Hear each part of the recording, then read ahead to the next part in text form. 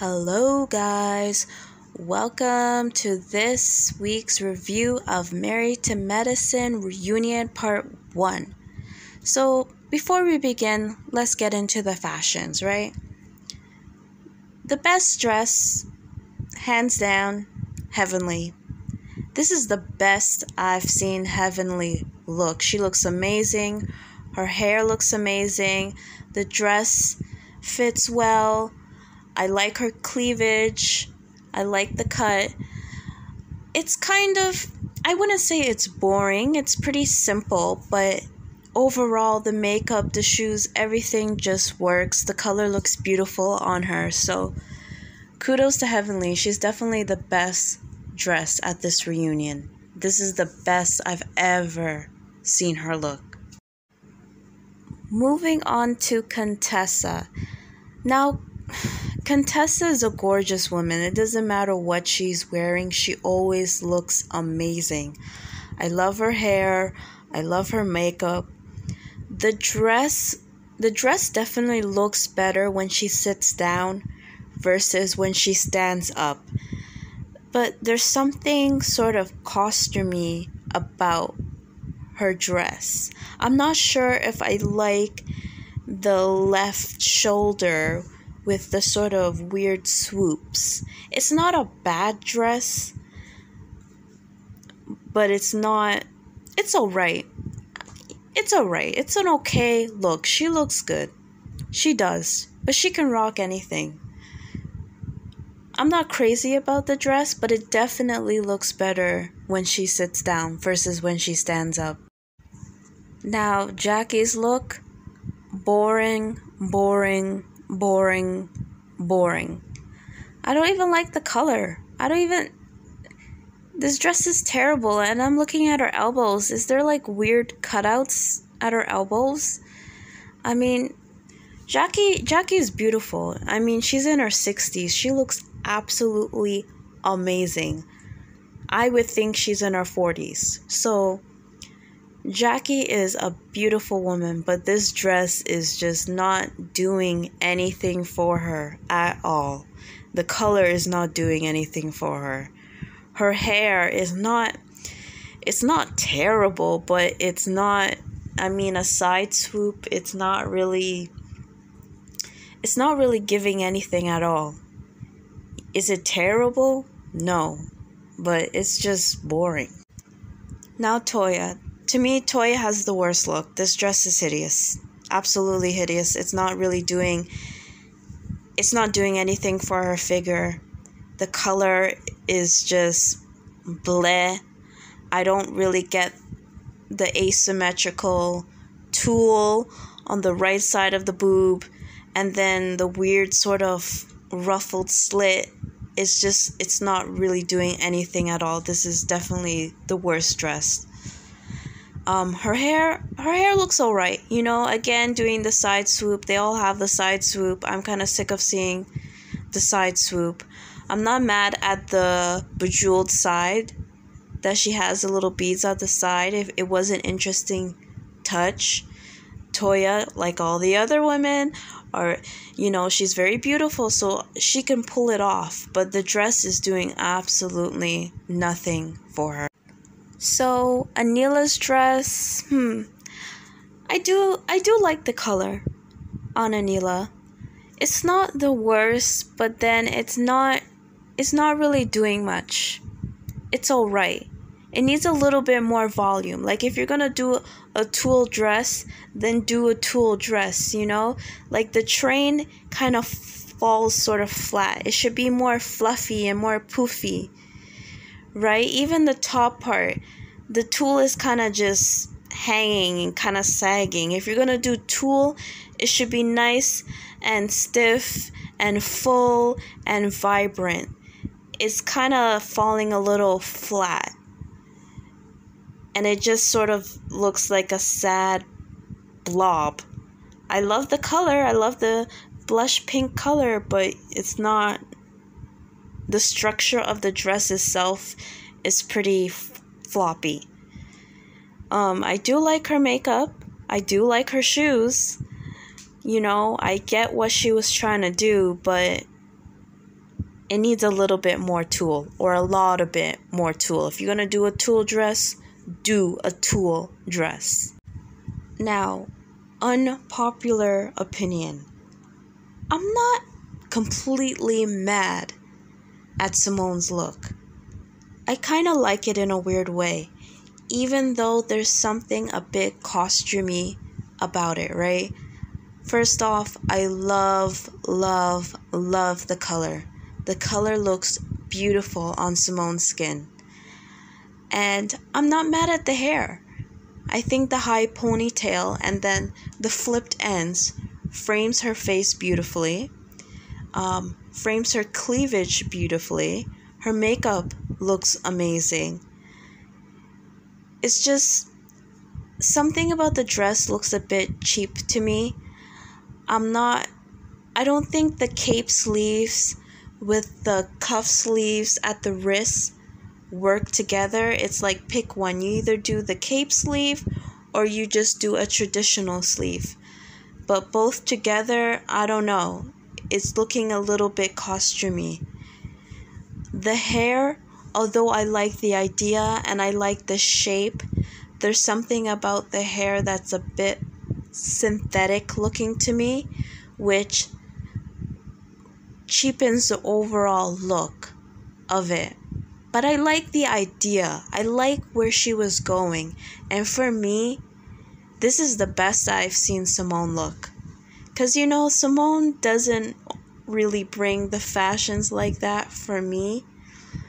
So, at least, she didn't quite get it, but she's giving me something. Unlike Jackie, who was giving absolutely nothing at all. Now, Quad's dress, I'm not mad at it. I like the color. It looks great on her skin. I'm not sure if I like the sleeves with the flowers and the green. I don't know. I'm not mad at it, but I'm not sure if I like it. I think the dress would have looked better without it. I know it's what makes the dress a little bit interesting, but looking at it, yeah, she would have been better off without that weird strap. And the hair, I'm not really feeling it. I'm not feeling the color. But it's not terrible. Quad is beautiful. They're all beautiful, so they're gonna look good no matter what. Overall, as a collective, I'm looking at their fashions and it's not looking too great. I like the colors, the color palette that they were going for. I guess more sort of a mauve, pink, blush, white theme. I'm not sure, but altogether they kind of look sort of random. They don't really go together. Their looks are not really cohesive. And but they're all gorgeous. All their makeup looks great, at least. So let's get into it. So the first conflict that they address is Anila versus Toya, and the whole whether or not she paid the makeup artist on time. So Anila pulls out receipts that she paid the makeup artist and the hairstylist. And Toya says, actually, I have receipts that you did not pay on time. So I guess the whole debate or conflict is whether or not Anila paid on time. It's clear that she did pay them, but she did not pay on time because Anila has receipts that she did pay, but then Toya has a text message from the makeup artist that the makeup artist sent to Anila saying, hey, I need my money, basically, I need my money. Can you please pay me? And then Anila says she did pay on time, but then when Toya brought up the receipt, Anila just deflected and says, well, you haven't given him a raise in 10 years. And it's like, what does that have to do with whether or not you paid the makeup artist on time? So when she deflected with that, I got the feeling that, okay, you didn't pay on time. But then the question is, what is on time? I'm not a makeup artist. I'm not a hairstylist. So I don't know the decorum in this situation, right? But I would assume that when someone does your makeup, when someone does your hair, you pay them right away or right after the service is done.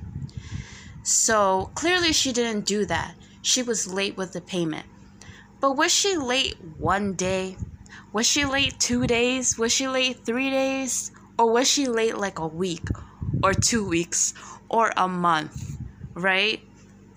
That's what's going to make a difference. But I think if someone is sending you a text message saying, hey, I didn't get my payment yet, it has to be more than 2 days, And especially nowadays,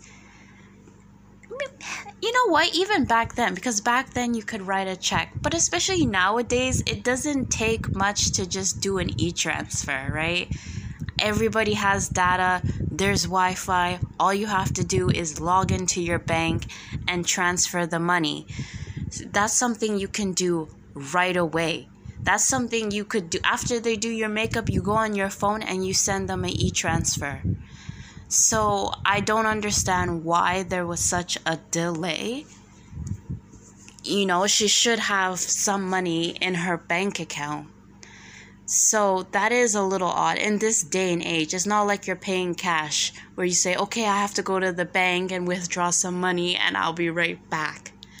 But even back in the day, like I said, you would write a check, So it is a little bit like, okay, what's going on? But she did pay. And I don't know why this just popped into my head. I wonder if she has to okay, this sounds bad to say, but since her husband is the main breadwinner, does she have to go to her husband and be like, okay, I need such and such amount to pay the artist? I just don't understand. I just don't understand why there would be such a delay. But at the end of the day, she did end up paying them, so I guess the whole situation is resolved. I don't know why Toya had to get involved though and bring it up on camera. I guess it's because it's her makeup artist and her hairstylist. So I can understand that if you recommend a client, right, and they don't pay, it does make you look bad, right? And I'm assuming Toya and Anila, they don't really know each other like that. So it's just kind of like she wants to make sure that Anila pays, right? So, I get it, but I think Toya should have just stayed out of it and had them deal with it. And then if Anila hadn't, if a month passed and then some and Anila didn't pay, then Toya should say something. But it was during that, I believe Anila had her makeup done when they went to DC, and legit the same day or the next day, Toya was on her and bringing it up on camera. And if this person is your friend, you wouldn't put them on blast. You would tell them privately, hey, make sure you pay. And even then, it's not really your responsibility. That's between the makeup artist and Anila. And at the end of the day, in the future, you do have to be careful who you recommend to people, because, you don't want your name to be besmirched because, someone's not paying their bills. But at the end of the day, that's how makeup artists and hairstyles, grow their business, by other people recommending them. So that, at the end of the day, that's not on Toya, so she should have just backed off.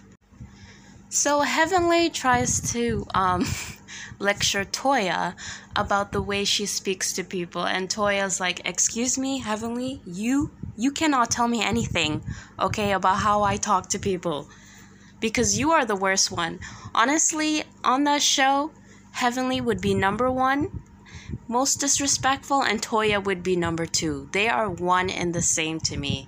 They are so similar. They talk to people any type of way. And I don't care if you have good intentions or oh my gosh, I'm so giving, I'm so caring. If you talk to people like crap, that negates all the good that you do, right? If you just talk to people any kind of way. It's just crazy to me. Like, you can't... Like, I understand Anila was wrong.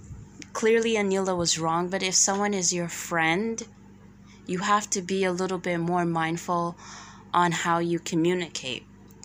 And Simone said, well, that's just Toya. That's how she is. And I guess it is. But, I mean, you're not going to have much friends if that's how you communicate. Like I said, not everybody is Eugene. Not everybody is just going to take that. They did end up making up at the end. I mean, it was funny because they low-key have the same bad outfit on. So they're meant to be friends, right? So they hugged it out. They worked it out. I mean, that's good because, I mean, the drama it wasn't anything serious, okay? Anila paid late, but she did pay, so it is what it is. So Quad comes on the stage. I mean, she should have just been there from the beginning. What was the point of having like 10 minutes of her not being there and then just have her show up? Like, just bring her on. We all know she's a part of the show, okay? She may not be married to medicine or a doctor, but she's a part of the show. And later on, during her segment, we find out that she is dating a doctor. Now, she's dating other men as well, but one of the men is a doctor. So that may be her way back onto the show or help to legitimize her space on the show. Because, yeah, it is kind of weird if she's not... Like, I think they would always have her around as a friend, but she'll never be on the title card again unless she is, well, married to medicine, right? So she's dating that doctor, securing that spot. Good for Quad. I'd also like to say Quad's backyard is beautiful. It's gorgeous. Like, they showed a little clip and I'm like, wow, it really does look like a resort. Amazing. Now, Toya making comments on Quad's place and vice versa. I feel like they both take digs at their property. And I think if you are happy with your home, whether you're renting, whether you own it, if you're secure and you're happy, it doesn't matter whether someone calls it an apartment, a condominium, a house. Like, it doesn't matter. It shouldn't matter at all. It's just petty to go back and forth. Because Quad is not innocent. She was talking shiz about Toya's house. And Toya has a beautiful home. And she said, oh, she had to borrow money. You mean she took out a mortgage? Like most people do? So I just don't understand this shaming people for their property when you guys have gigantic homes, okay? The average person watching the show, they don't have a $1 million, $3 million home. So it's just, what are you guys complaining about? What is the problem? Like, if I'm in a multi-million-dollar home, I'm not gonna care what someone else says. Okay? If I'm spending $5,000 a month on rent, which is kind of ridiculous, okay? Especially here I go being a hypocrite. But we saw the place that Quad was renting. $5,000 a month? Ugh. But you know what? Quad, she can afford that.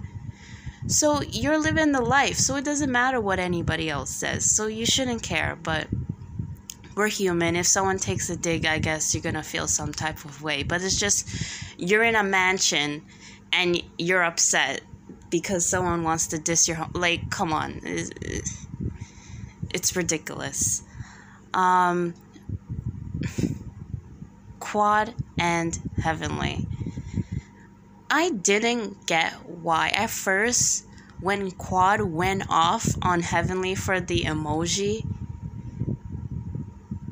like, that didn't make sense to me. It doesn't even look like a stinky emoji or someone holding their nose emoji. It looks like a hand over the mouth. And even if someone sends a hand on the nose emoji, does it require you to go off that much? Like, it's not that serious. She was doing too much. But then she explained, and I get it because it's Heavenly. Heavenly talks crazy. Heavenly says a bunch of crap, you know, even about her friend, even about Dr. Jackie. Like, I can't remember what she said exactly during the season, but she even disses Dr. Jackie. She disses everybody. So I know with Heavenly, she could do one little thing and you feel like, okay, she's up to something. She's being shady. So you just go off because, like Quad said, Heavenly talks mad crap. And Contessa was right when she says, like, there's so much tension between the two, even though they're quote-unquote like sisters. Sure, whatever. That one little thing, one perceived slight, can really send them both off. But I'm glad that they made up because, yet again, I mean, really, you're not gonna beef over an emoji. So, they show a flashback of Toya during the season and her kind of just doing way too much, right? And Andy is asking, like, okay, what was going on? You know, why were you reacting like this? And she gets choked up. She can't respond. She doesn't say anything. She starts to cry, or at least she's holding back the tears. And Andy says, you know, is it the reason why, maybe the reason why you're reacting this way is because you're embarrassed. You're embarrassed by your actions. And, you know, this sounds a bit harsh, but to be honest, I mean, he's mimicking what a lot of the audience watching the season felt, including myself, that Toya should just, I'm not saying that the other ladies are innocent, right? Especially Heavenly. And Quad, right? They do shit too. They're not innocent, but you have to take accountability for your behavior.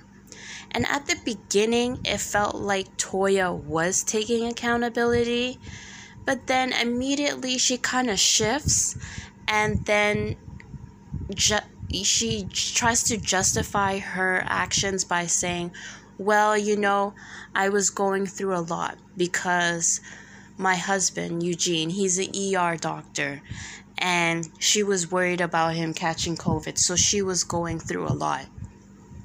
And I don't doubt she was going through a lot. But like all the other ladies said, we were all going through a lot. And I hate to say this, but like, Toya, you're not even the doctor. Okay? You're not even in that situation, right? And I hate to say that. You have other ladies, even Heavenly, who is a dentist. Okay? And she knows she may not be an ER doctor, but she is dealing, as a dentist, you're real up and close and personal with someone's mouth, okay?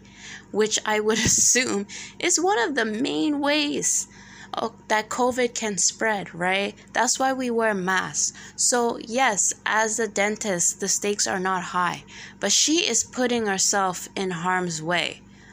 All of us, even if you're not a doctor, even just to go walking down the street, to go to the grocery store, you're putting yourself potentially in quote-unquote danger, right? So I do empathize with Toya, but at the same time, that does not excuse you treating people like crap. Just because you're going through something, and you're not even going through something that is unique to you. It's called COVID. It was a pandemic. It is still a pandemic. That means everybody has been going through this. So does that mean that everyone can walk around being assholes and that's okay because they're going through a lot? No, That's not an excuse. I wish she would just apologize and kept it moving. And Heavenly, she opens her big mouth and says, you're being fake. You only care about yourself. You don't care about anybody else. And here's the thing, right? And here's the thing with Heavenly. She's not wrong, right? She doesn't lie. She does speak truth. She does make good points. And I think she's completely spot on with Toya. The problem with Heavenly is that she is the same way. She's a hypocrite. She's the last person that should be speaking up or saying anything. And then she even says to Toya, lower your tone. Don't yell at me. I don't like that. But Heavenly, you do that to everybody. You're the first person to raise your voice. Okay? Like, if Toya is disrespectful, like I said, Heavenly, you're number 1, Toya's number 2. So for you to call her out is it's hypocritical. So just be quiet. Let Dr. Jackie call her out. Let Simone call her out. Let Contessa call her out. Hell, even Quad can maybe call her out. But you, Heavenly, be quiet, because you are the exact same way. So Toya and Heavenly, quote unquote, kiss, but that was more of a headbutt to me. That was very, very aggressive. That was not a kiss. Let's just get into it, okay? We find out that Contessa has filed for separation. And to be honest, I was kind of confused why Quad knew this, but Contessa's husband didn't know this. Or was he kind of thinking that they were about to come to this reunion and sort of pretend that they're working things out and everything is fine, even though they have this separation going on? Because Scott seemed kind of confused. But what I've seen from Scott, he always seems confused. He always seems like he doesn't know what's going on. So I'm not sure if I really believe him anymore, right? Like, he must know that there's some sort of breakdown. But then Contessa, I don't know, with Contessa, something about her is a little off-putting to me as well. Andy does ask her, did Scott ever cheat on you? And her answer is, well, I don't think he's cheating on me now. I mean, what? See, like, I don't know. Contessa's playing games to me. I guess she's still trying to protect her husband. It seems like I think she really, really, really wants this marriage to work, but Scott's not willing to change. Like, even when they were showing a clip of Scott in backstage with the other men, he was like, well, I didn't do anything inappropriate with other women. I just talked to them. They're just my friends. Crossing a boundary is not always just about having sex. You can cross the boundary in many different ways, which we've seen that he does that, right? Going back to that lady that he wanted to hire. So, I don't know. It feels like Contessa wants to still protect the situation. She wants to keep it together, but she's just waiting on Scott to change. She doesn't want to move. She doesn't want to do anything. She's just waiting for him to see the light. But what if he doesn't? What if he doesn't see the light? What if he doesn't want to change? It's now on you. What are you going to do in the situation? It's like, are you just going to accept it and play house and go on vacation and pretend to be happy? Like she said, what am I supposed to do? Be mad all the time? So it's just pretty clear to me that she's not going to leave, right? And if you're not going to leave, then Scott doesn't really have any incentive to change or to do anything different.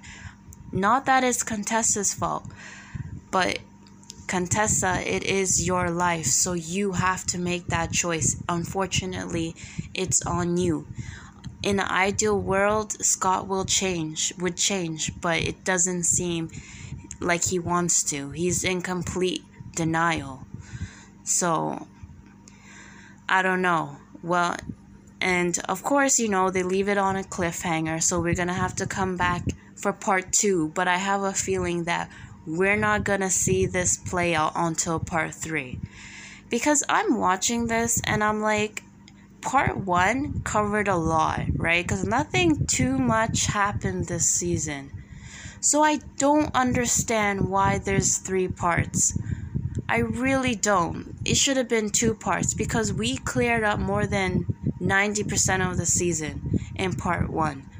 The only thing that is left is the whole Simone versus Jackie thing. And I don't think that's going to be too extensive. And then the Contessa and her husband, and then having the husbands come out. This could have just been 2 parts. Really and truly. Because, even this episode was alright. But even then, it was still kind of dragging. So I don't know what 3 parts is going to look like. So, oh well.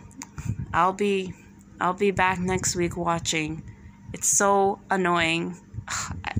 They just need to they can do 2 1 hour and 30 minutes specials. We do not need 3 parts, but of course they're gonna drag it out for advertising so they can make their money. It is what it is. So that's all, folks. See you guys.